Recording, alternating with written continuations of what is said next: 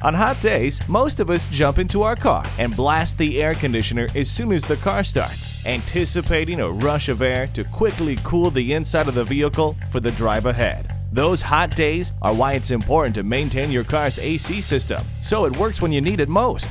While your car's air conditioning is the one system that probably doesn't require a lot of regular maintenance, it should be checked periodically by a certified mechanic to ensure proper performance. An AC inspection should include a check of the condenser to make sure there's no dirt or debris blocking airflow through it and that the refrigerant level is correct. The compressor drive belt should be inspected for damage and its tension adjusted as needed, and all hoses should be inspected for hardening, bubbles, cracks, or leaks. Replacing belts and hoses before they break or leak will save you money and improve system performance. Also, remember to have the cabin air filter replaced at least once a year.